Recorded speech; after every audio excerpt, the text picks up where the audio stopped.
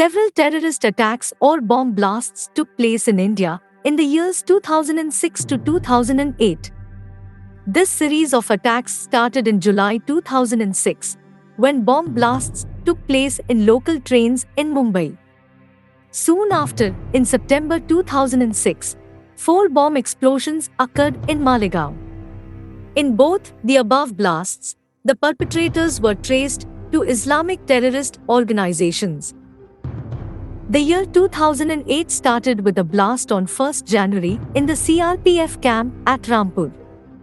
Lashkar-e-Taiba played a major role in this attack. By this time, the role of Islamic terrorist organizations in all these terrorist attacks was well established. This put politicians and political parties, which had built and were dependent on Muslim vote banks, in a dilemma. If they looked away from the all too visible Islamist terror, they would come under heavy fire from non-Muslims. And if they went for the throats of Islamist terror organizations and hunted down terrorists, their Muslim vote banks would greatly dwindle. To break out of this dilemma, they had to find someone else at whose door any future terror attacks could be laid. Who would be better for this purpose than their political opponents and most vocal critics of Islamist terror? The Hindus and Hindu organizations.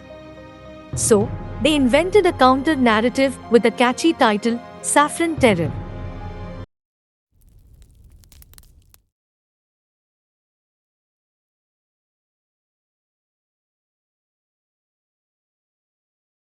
This is how Saffron Terror was born.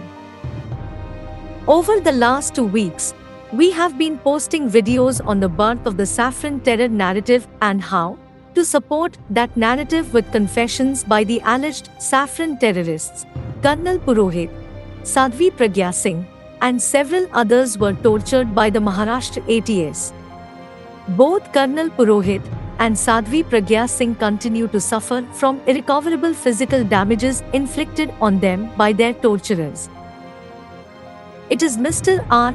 V. S. Mani, a bureaucrat in the Home Ministry during that period, who has unveiled several facts about all this in his book, The Myth of Hindu Terror, and has shown how senior Congress leaders and others were involved in this Saffron Terror conspiracy. Among other things, this book mentions that while it took the ATS 5 to 6 months to home in on the suspects of the Mumbai bomb blasts of July 2006, the same ATS took just 35 days to detain Colonel Purohit as a suspect in the Malegaon bomb blasts case. These 35 days include the time needed to complete the formalities needed to transfer the case to the ATS, to obtain several clearances from the defense headquarters, to arrest a serving intelligence officer, and so on. These facts are rather hard and painful to digest, but there they are staring at us in the face. It is pertinent to this matter that when Colonel Purohit and Sadhvi Pragya were tortured under the pretext of Saffron Terror, Home Secretary level talks with Pakistan were fixed for 25th November 2008. The entire team of Union Home Secretary arrived on 24th November 2008 in Islamabad. On 26th November 2008, they were staying at a hill station in Pakistan and enjoying Paki hospitality.